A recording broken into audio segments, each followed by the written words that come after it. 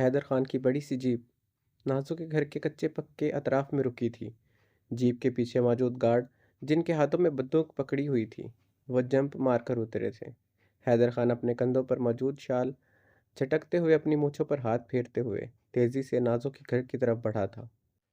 بوسیدہ سے لکڑی کے دروازے کو کھٹکھٹانے پر نازو نے دروازہ کھولا تو حیدر خان کی مرعوب پرسنالٹی دیکھتے ہوئے وہ ایک پل کے لیے گڑبڑا گئی تھی۔ دوسرے لمحے اپنی صلاحیتوں پر پورا بھروسہ کرتے اس نے خود کے تاثرات پر قابو پایا تھا۔ سلام خان صاحب، ہم نازو ہے، یہ ہمارا گھر ہے۔ کچھ دن پہلے تمہارا بہن ہم کو گل بہار ہسپتال کے پچھلے سڑک پر بہت بیمار سی حالت میں ملا تھا۔ ہم اس کو اپنا گھر لے آیا تھا۔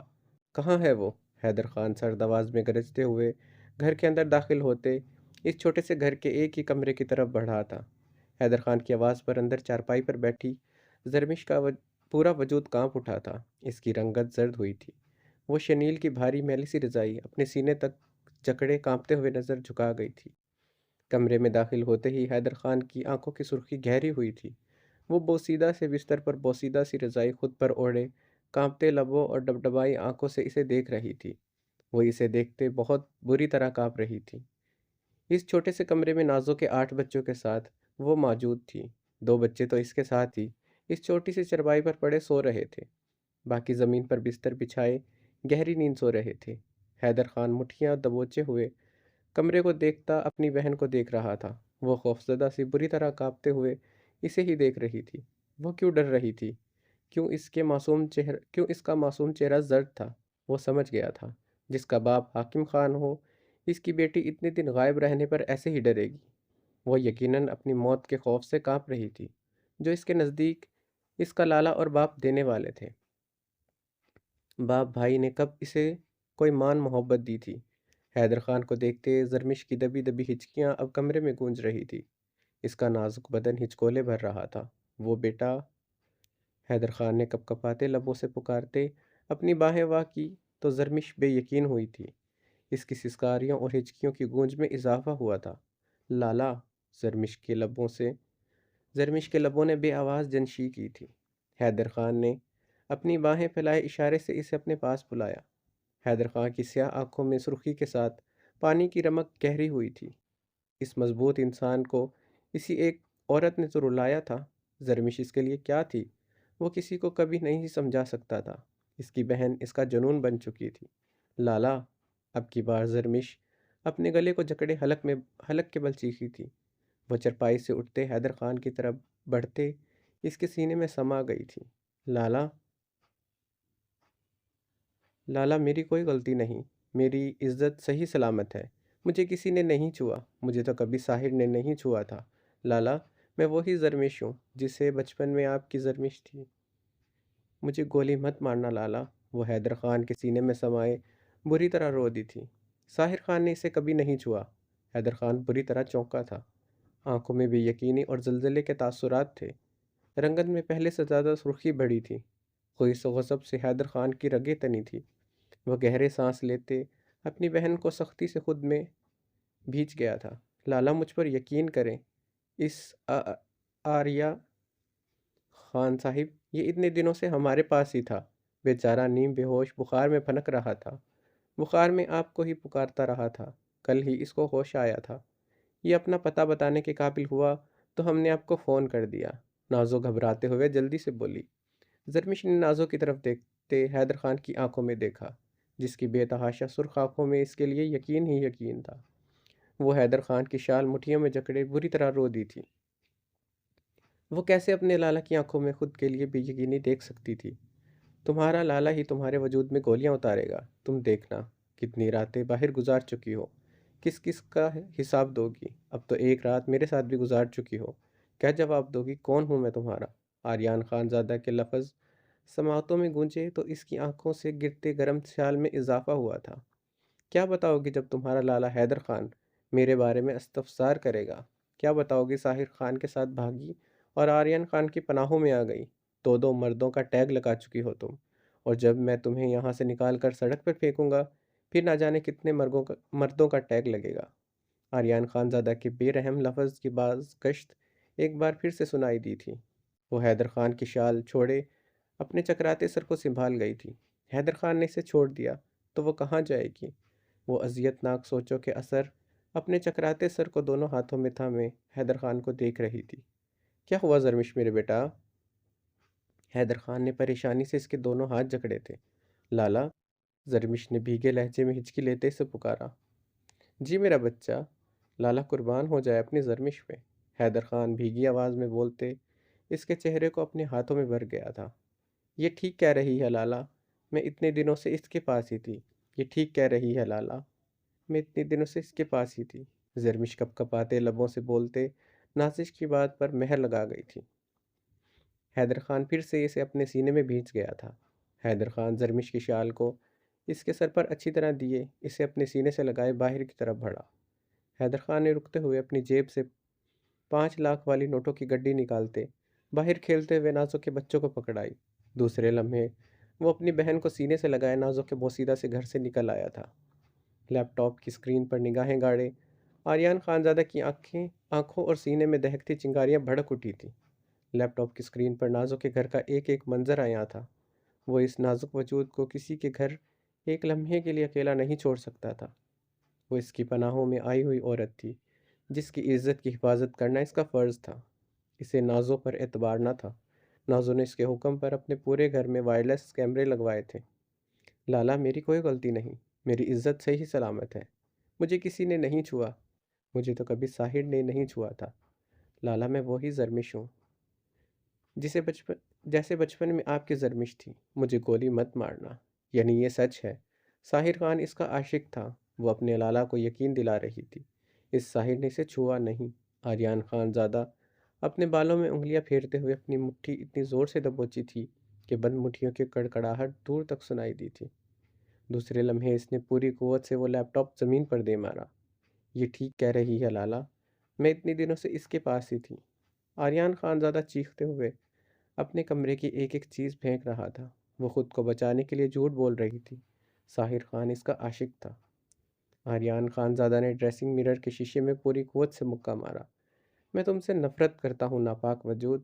ہاں، تم اس روئے زمین پر سب سے زیادہ ناپاک وجود ہو۔ تم بد کردار رائنا خان اور حاکم خان کی بیٹی ہو۔ میرے دل میں تمہارے لیے نفرت اور زیادہ بڑھ گئی ہے۔ وہ اس کی ہیزل گرے خوفزدہ آنکھیں یاد کرتے پاگل ہوتے ہوئے چیخا تھا۔ امید کرتا ہوں تمہیں مجھ سے کبھی سامنا نہیں ہوگا، ورنہ میری درندگی تم اب کی بار سہ نہیں پاؤ گی۔ وہ اپنا زخمی ہاتھ تڑکتے مرر پر بے دردی سے رکھتے اونچی آواز میں ہنسا تھا۔ اس کی سبز آنکھوں میں وحشت اور سرخی بڑھتی جا رہی تھی، جیسے آج اسے اس حویلی میں وحشت کے سائے بڑھتے محسوس ہو رہے تھے۔ حیدر خان زرمش کے کپ کپاتے وجود کو اپنے حصار میں لیے حویلی میں داخل ہوا۔ زرمش کو دیکھتے حاکم خان رقیہ خانم صوفوں سے اٹھتے کھڑے ہوئے تھے۔ حیدر خان حاکم خان اور رقیہ خانم کو اگنور کیے زرمش کے کمرے کی طرف بڑھا۔ رک جاؤ حیدر خان! حاکم خان اتنی زور سے گرجے تھے کہ حویلی کے در و دیوار لرز اٹھے تھے۔ فرشتے اور اوزلا اپنے اپنے کمروں سے نکلتے باہر آئی تھی۔ زرمش ڈرتے ہوئے حیدر خان کے سینے میں منہ چھپا گئی تھی۔ ڈرنا نہیں بیٹا، لالا تمہارے ساتھ ہے، حیدر خان نرمی سے کہتے اسے مزید سختی سے خود میں دبوچ گیا تھا۔ کہاں سے لایا ہے تم اسے؟ کہاں تھا یہ اتنے دنوں سے؟ کس مرد کے ساتھ تھا یہ؟ حاکم خان تیش و علم سے پھوٹتی رگوں کے ساتھ دہاڑتے دیوار پر ٹنگی اپنی بندوق اتارتے زرمش پر تان چکے تھے۔ چلائیں گولی بابا جان، چلائیں گولی، مگر ایک بات یاد رکھیے گا، زرمش پر آنے والی گولی پہلے میرے سینے کو چیرے گی۔ اس گھر میں آج 2 جنازے اٹھیں گے۔ حیدر خان زرمش کو اپنے سینے میں بھینچتے گرج اٹھا تھا۔ اگر بات حاکم خان کی عزت پر آئے گا تو ہم تمہاری قربانی بھی دے دے گا حیدر۔ یہ اتنی راتیں باہر گزار کر آیا ہے، یہ کیسے پاک صاف ہو سکتا ہے؟ کون اس پر اعتبار کرے گا؟ اپنے جذبات ایک سائڈ رکھ کر سوچو، یہ کیسے اب تمہارا زرمش ہمارا بیٹا رہا ہے؟ حاکم خان تنے ہوئے نقوش کے ساتھ غرائے تھے۔ یہ آپ کی بیٹی تو پہلے بھی کبھی نہیں تھی، تو آج بھی کیسے ہو سکتی ہے؟ مگر زرمش میری بہن تھی اور ہمیشہ رہے گی۔ میں قسم کھاتا ہوں اپنے رب کی، مجھے اپنی بہن پر خود سے بھی بڑھ کر یقین ہے۔ یہ میری بہن نہیں، میری بیٹی ہے، دراب زراب کی بہن ہے، میرے بیٹوں سے بڑھ کر ہے میرے لیے۔ اس پر ایک آنچ نہیں آنے دے گا حیدر خان۔ حیدر خان اپنے سینے پر ہاتھ مارتے तैश व अलम में दहाड़ा था। खान, अपना बंदूक पीछे करो। हैदर हमारा एक ही बेटा है। इसको कुछ हो गया तो हम मर जाएगा। तुम अपना नापाक बेटी के लिए हमारे बेटे की जान कैसे ले सकता है? रुकैया खानम हाकिम खान के आगे दोनों हाथ जोड़ते गिड़गिड़ाई थी। लफज नापाक पर जरमिश के बदन की कपकपाहट में इजाफा हुआ था। लाला, मैं नापाक वजूद नहीं हूँ। जरमिश हजियानी चीखते हुए हैदर खान को पुकारते रो दी थी। कुछ नहीं हुआ मेरा बेटा, तुम सबसे पाक हो। तुम्हारा लाला तुम्हारे साथ है। तुम्हें ना अपनाए ये हाकिम खान, ये दुनिया। तुम्हारा लाला तुम पर से अपना हाथ कभी नहीं उठाएगा। तुम्हें ऐसे ही अपने सीने से लगाए रखेगा। वादा है ये हैदर खान का। हैदर खान हाकिम खान को घूरते हुए एक एक लफ्ज़ चबाते सर्द लहजे में बोला था। हम इस जरमिश, इस बदकार बेटी की वजह से बाबा जान से हाकिम खान हो गया। हाकिम खान के हाथों में बंदूक लर्जी थी। बद किरदार नहीं है मेरी बहन हाकिम खान। हैदर खान ने दहाड़ते हुए अपनी जेब से पिस्टल निकालते सामने दीवार पर कई फायर कर दिए थे। फरिश्ते और औजला बुरी तरह लर्जी थी। रुकैया खानम सीने पर हाथ रखे ज़मीन पर बैठती चली गई थी। हैदर खान कभी ऐसे बात नहीं करेगा, वो इन्हें भूल जाएगा, वो बेयकीन हुई थी। दिल में दर्द उठा था। निकल जाओ हमारी हवेली से अपनी बहन को लेकर। हाकिम खान गहरा सांस लेते अपनी बंदूक दूर उछाल चुके थे। नहीं खान, रुकैया खानम दिल पर हाथ रखते चीखी थी। अच्छा हुआ मुझे खुद ही आपने जाने का कह दिया। अगर खुद ये हवेली छोड़कर जाता तो शायद एक फांस सी दिल में रह जाती। कभी नहीं पलटूंगा अब आप दोनों की तरफ। बहुत जुल्म कर लिया आप दोनों ने मेरी बहन पर। सारी दुनिया ने जुल्म किया। साहिर खान ने मेरी बहन पर जुल्म किया। इसे अपने निकाह में रखते छुआ तक नहीं। इतनी तकलीफ दी साहिर ने इसे। कैसा भाई हूँ मैं जो अपनी बहन की अजियतों से वाकिफ ना था। मैं क्यों नहीं इसे साहिर खान के ज़िंदा होते इसे वहाँ से लेकर आया? क्यों अपनी बहन से लाताल्लुक़ रहा? हैदर खान दर्दो कर्ब से चीखा था। ये झूठ बोल रहा है हैदर, ये अपनी मज़लूमियत में तुमको हमसे छीन रहा है। ऐसा कैसे हो सकता है? रुखसती के बाद इसका शौहर इसको ना छुए, ऐसा कहाँ होता है? ये बात मानने में आता है भला? कोई मर्द अपनी ही खूबसूरत औरत को ना छुए, इससे अपना हक ना ले। ये सब ढोंग है खुद को पाक साबित करने का। इतना दिन बाहर रह कर आया है, खुद को पाक साफ भी तो जाहिर करना था। रुकैया खानम ने गहरी सांस लेते चीखते हुए जरबिश पर नफरत अमेज निगाहें गाड़ी। मोरे, ये सब बातें करके आप खुद को मुझसे मज़ीद दूर कर रही हैं। नहीं रहूँगा मैं इस हवेली में। नहीं रहेंगे हम यहाँ, मेरी बीवी, बेटे, मेरी बहन। हैदर खान फूलती रगों के साथ बोलते जरमिश के कपकपाते वजूद को अपने सीने में समा गया। नहीं हैदर खान, ये जुल्म मत करना। हम दराब जराब के बगैर मर जाएगा। रुकैया खानम दिल पर हाथ रखते ज़मीन से तेज़ी से उठी थी। खानम, 5 मिनट में दराब जराब को लेकर आओ। हैदर खान ने फरिश्ते को देखते हुए कहा। फरिश्ते गहरी सांस लेते भीगी आंखों से कांपते हुए ये सब कुछ खड़ी देख रही थी। हैदर खान के हुक्म पर इसने लरजते हुए इसे देखा। हैदर खान के गोली चलाने पर वो बहुत डर गई थी। सुना नहीं खानम क्या?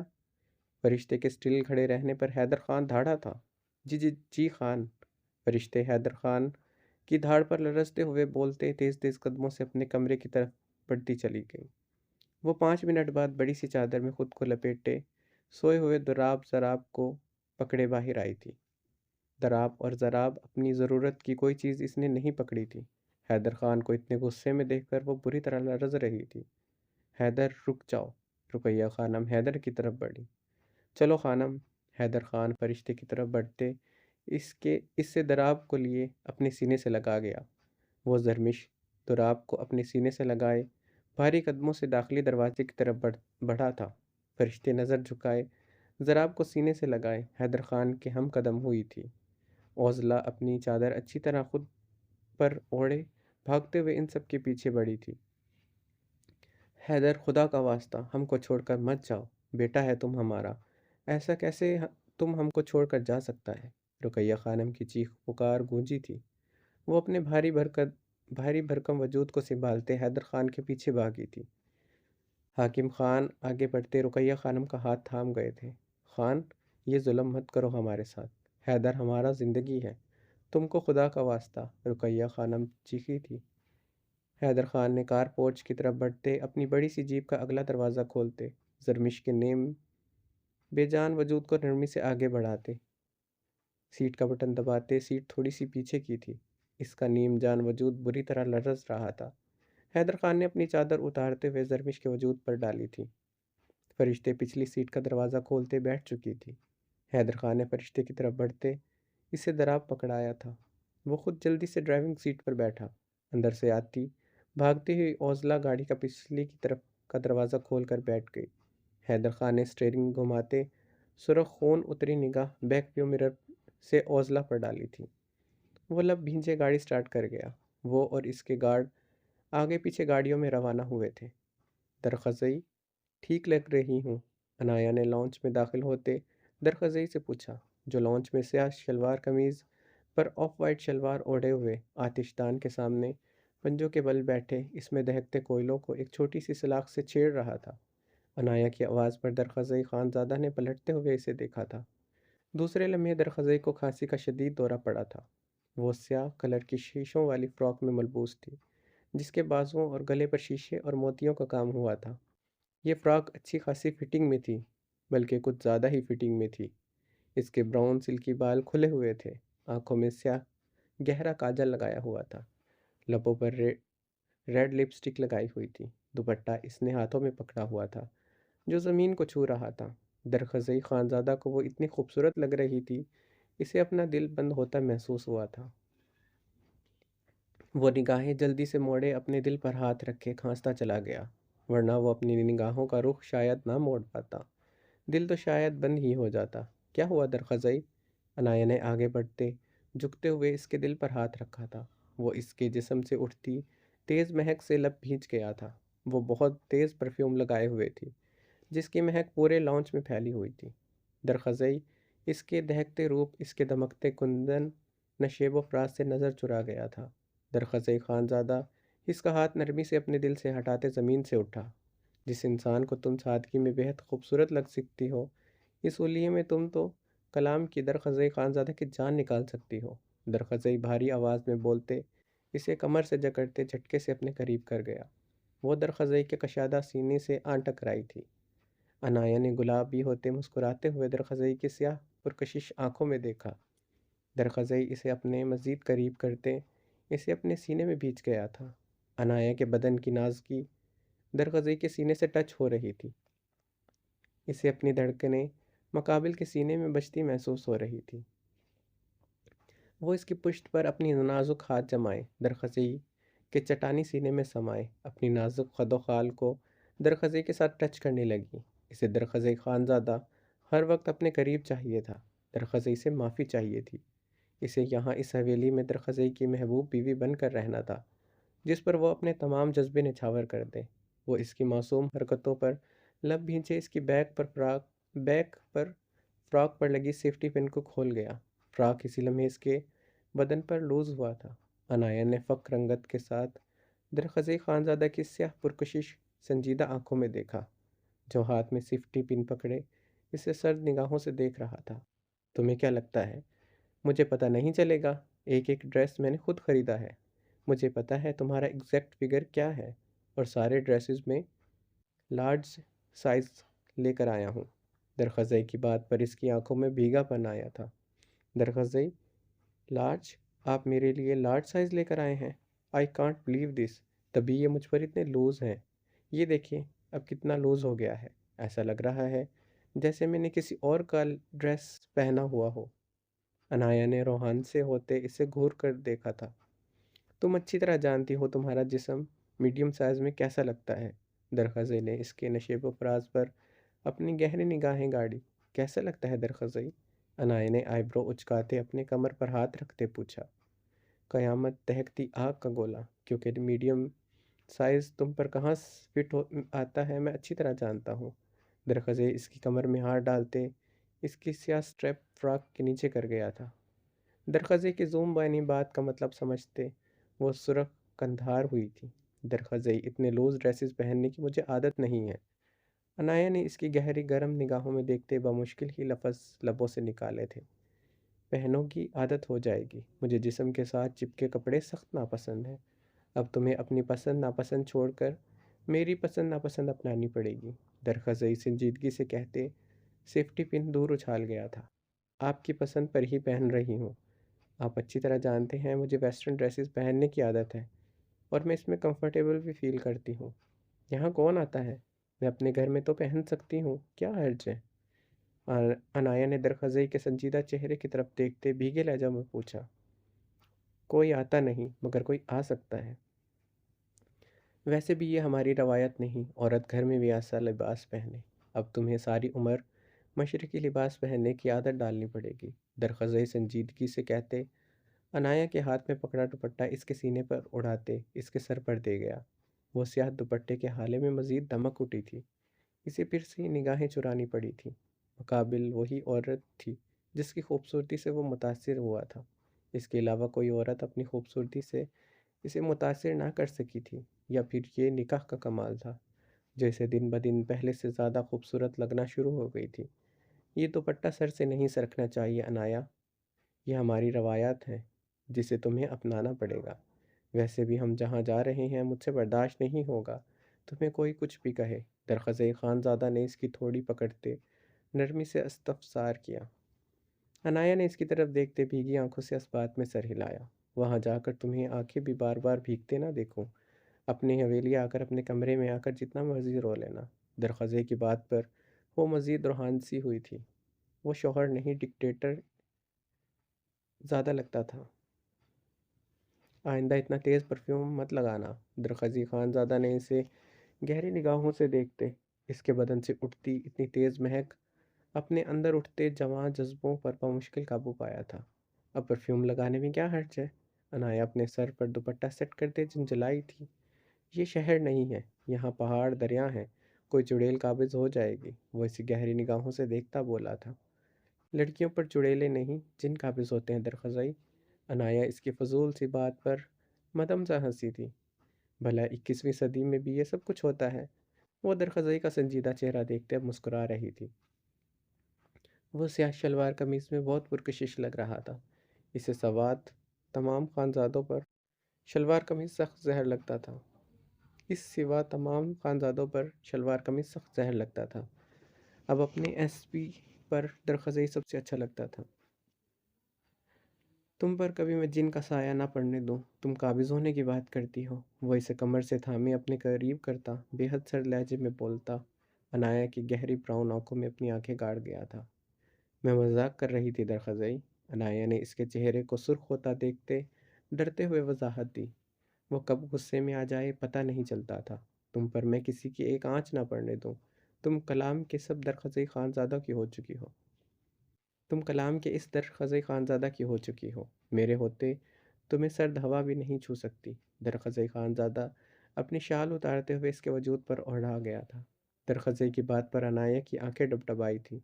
مقابل کبھی اس کے لیے سوات کا نرم درخزائی خانزادہ بن جاتا تھا اور کبھی کلام کا سرد برفیلا درخزائی جس کے وجود پر جمی برف کی تہ اسے گلیشیئر کی مانند لگتی تھی۔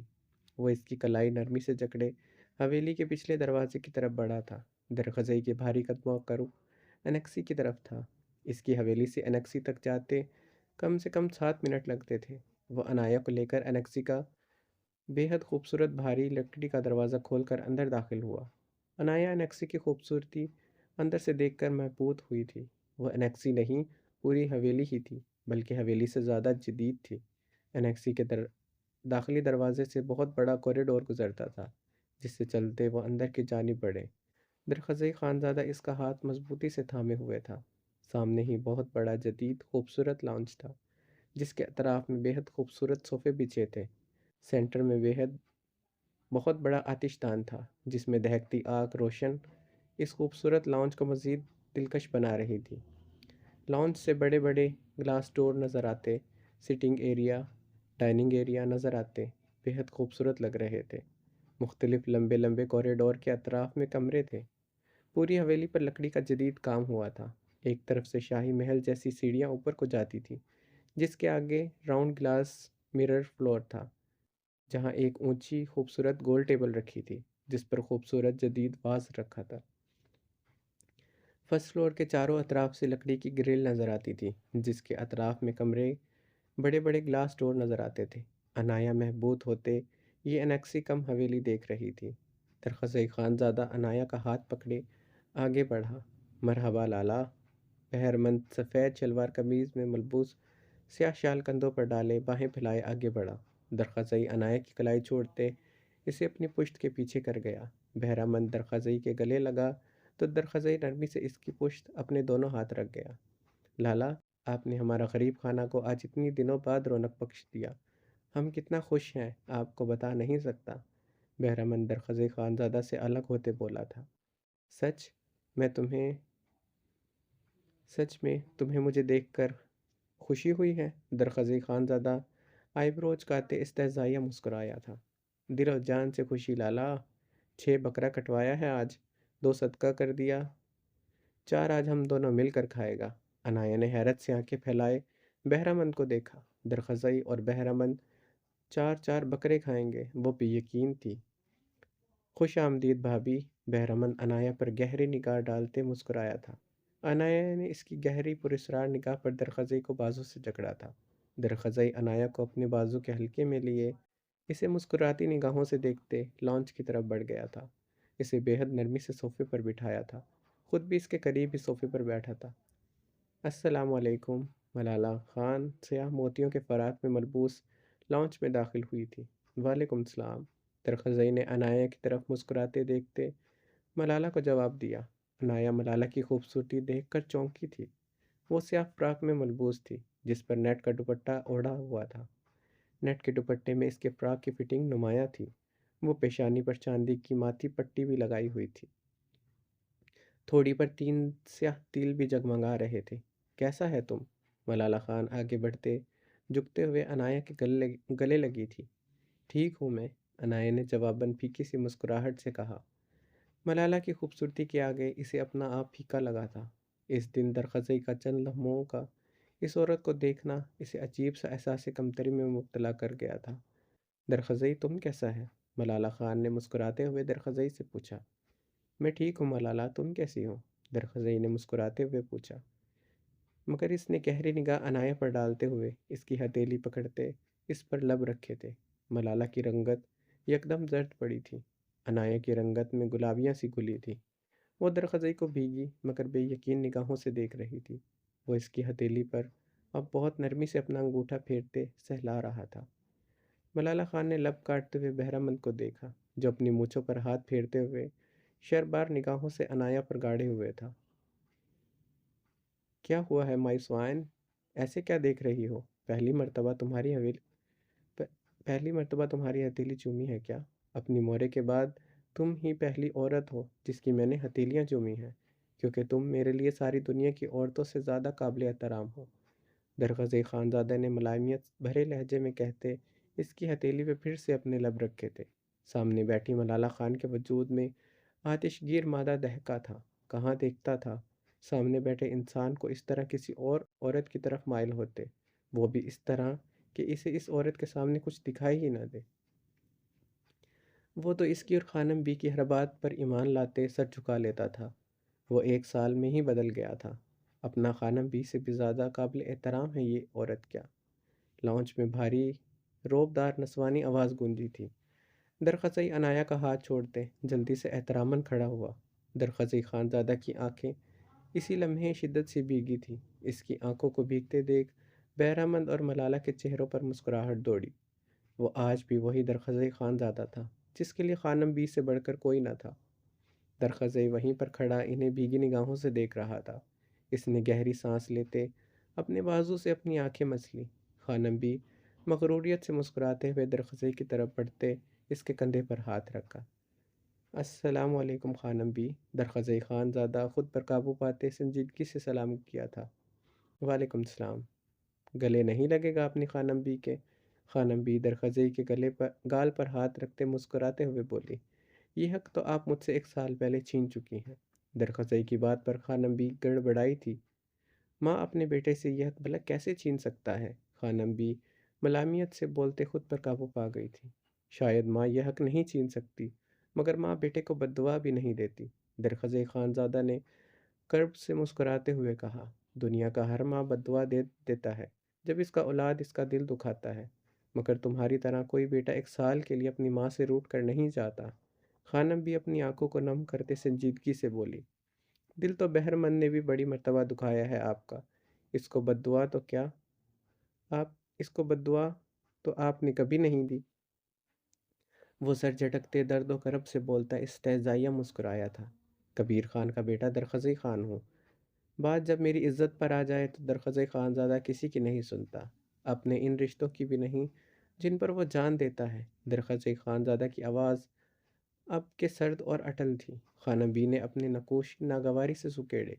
ملالہ اور بہرمند کو دیکھا تھا، جن کے چہرے فک اور نقوش تنے ہوئے تھے۔ درخزئی خانزادہ خانم سے کبھی یوں بات کرے گا وہ بے یقین تھے، وہ بھی تب جب للما خانم خود درخزئی کے آگے جھک رہی تھی۔ بیٹ بیٹھیے خانم بھی۔ درخزئی خانزادہ کی بات پر وہ مزید حیران ہوئی تھی۔ وہ ہمیشہ کی طرح ان کے سینے سے نہیں لگا تھا، وہ بھی ایک سال بعد وہ کیسے ان سے یوں دور رہ سکتا تھا؟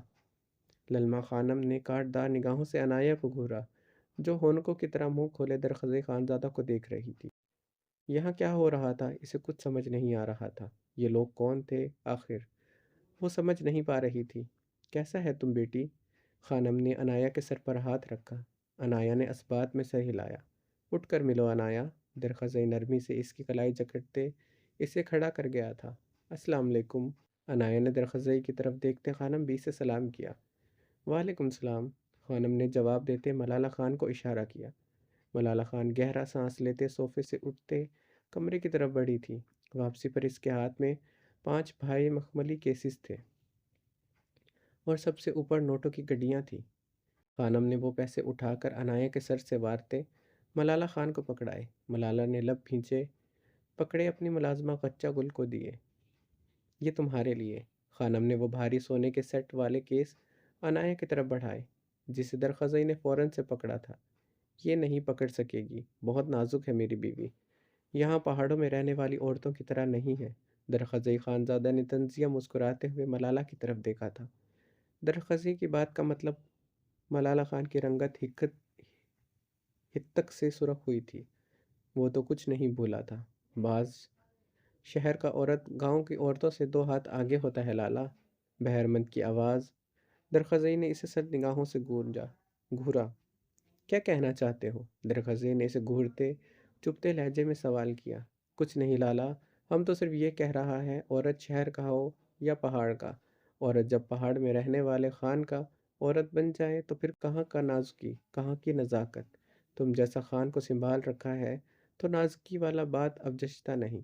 بہرمند نے اچٹتی سی نگاہ عنایہ پر ڈالتے اپنے مونچھوں پر ہاتھ پھیرا۔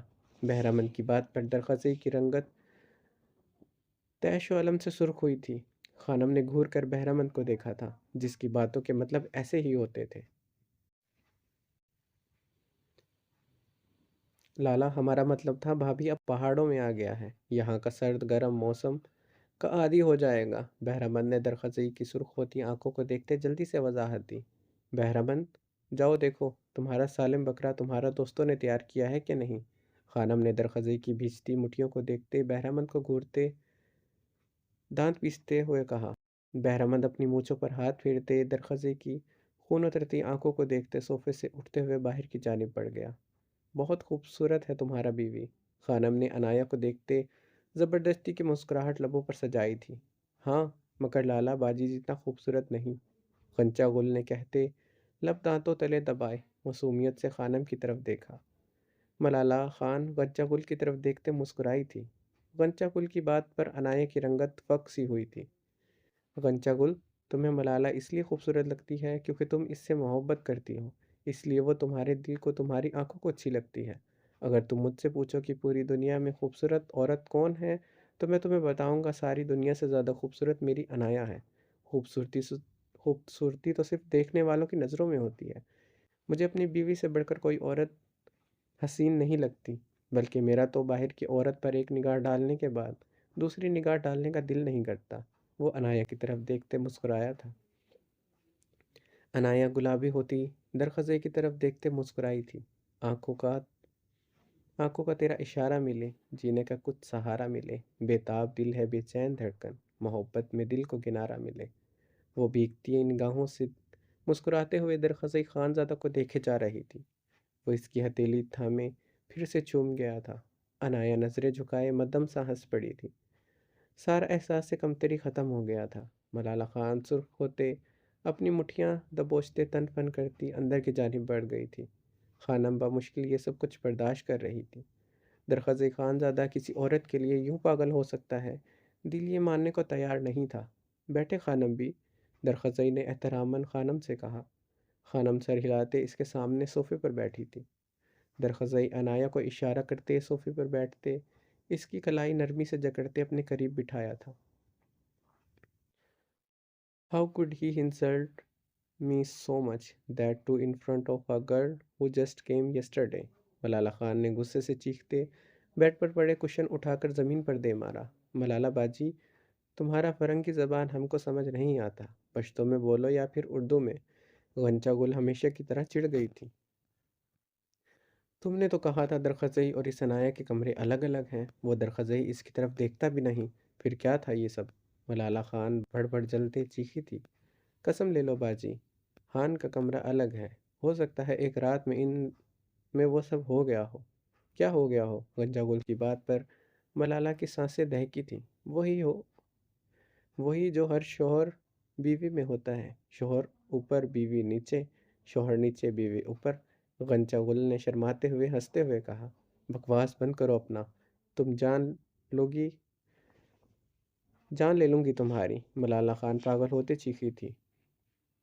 ملالہ باجی، تم ہم پر کیوں چیخ رہا ہے؟ اب بتاؤ یہ سب ہونے میں کتنا دیر لگتا ہے؟ ہو سکتا ہے یہاں آنے سے پہلے یہ سب ان دونوں میں ہو گیا ہو، تبھی تو درخزئی لالا اتنا محبت سے اپنا عورت کو دیکھ رہا ہے۔ ہم 17 سال کا تھا جب شاہین خان ہمیں رخصت کروا کر لے گیا تھا۔ 30 سال کا شاہین خان نے ایک رات تو کیا 5 منٹ صبر نہیں کیا تھا۔ اس نے کوئی رسم بھی نہیں کرنے دیا تھا اپنے مورے اور بہنوں کو، اتنا بے صبرا تھا وہ۔ اس کے بعد کا کتنے دنوں تک ہم سے ایسے ہی محبت سے پیش آتا تھا، ہم کو دیکھتے سب کچھ بھول جاتا تھا، اپنا مورے اور بہنوں کو بھی۔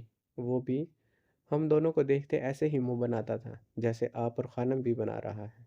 شادی کا 1 سال بعد ہی شاہین خان بدل گیا۔ اب تو اپنا مورے کا سامنے ہم کو بہت بے عزت کرتا ہے۔ اللہ پوچھے شاہین کو اور اس کا مورے کو۔ غنچہ گل نے بھیگے لہجے میں ہمیشہ کی طرح بات میں اپنے شوہر اور ساس کو کوسنے دیے تھے۔ ملالہ خان سرنفی میں ہلاتے اپنے سر کو جکڑے ہوئے صوفے پر بیٹھی تھی۔ ملالہ باجی، ہمارے کہنے کا مطلب ہے درخزئی لالا بھی جلد بدل جائے گا۔ شروع میں عورت کا جادو سر چڑھ کر بولتا ہے۔ غنچہ گل نے ملالہ کو سر پکڑے دیکھ کر سمجھایا۔ میں درخزئی کو اس کے ساتھ 1 منٹ برداشت نہیں کر سکتی۔ تم 1 سال کی بات کر رہی ہو؟ ملالہ خان ہنسیانی چیخی تھی۔ ملالہ باجی، اب تم درخزئی لالا عنایا بی بی کے ساتھ دیکھ کر جل رہا ہے، کیا نظر آیا تھا اس غزین خان جیسے آوارہ انسان میں؟ درخزئی لالا کا رنگ روپ قد کاٹ دیکھا ہے؟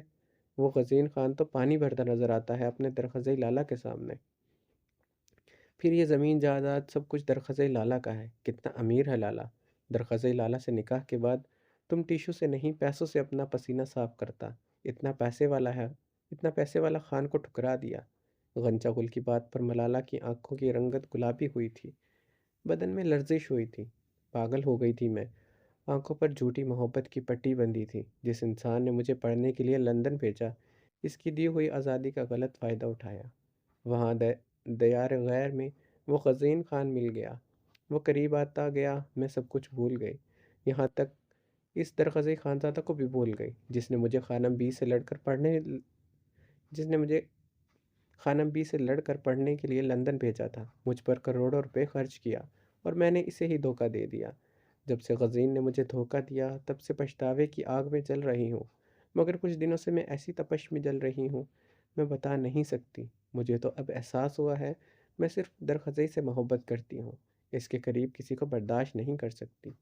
ملالہ گہری سانس لیتے دہکتے لہجے میں بولی تھی۔ درخزئی لالا آپ کے پاس ہی واپس آئے گا، آپ کا خوبصورتی کہیں نہیں جانے دے گا اس سے، اور خانم بھی ہے نا، لالا ان کا کوئی بات نہیں ٹالتا۔ غنچہ گل نے سنجیدگی سے کہا۔ وہ بدل گیا ہے، دیکھا غنچہ گل، دیکھا نہیں تم نے؟ وہ خانم بھی سے کیسے بات کر رہا تھا، میری خوبصورتی اب اس سے پاس نہیں لائے گی، اس نے تو میری طرف دیکھا بھی نہیں۔ ملالہ خان اپنے گلے کو جکڑے بول رہی تھی۔ درخزی کو عنایا کے ساتھ دیکھتے اسے اپنی سانسیں بند ہوتی محسوس ہو رہی تھی۔ بہرامند کی پکار پر غنچہ گل تیزی سے باہر کی طرف بڑھی۔ ملالہ خان بھی اپنا دوپٹہ ٹھیک کرتے باہر کی طرف بڑھی تھی۔ السلام علیکم۔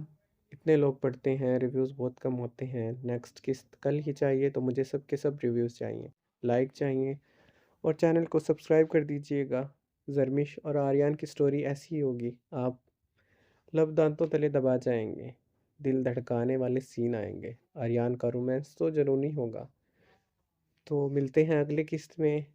لائک کمنٹ اور شیئر لازمی کیجیے گا اور اپنا بہت سارا خیال رکھیے گا۔ اللہ حافظ۔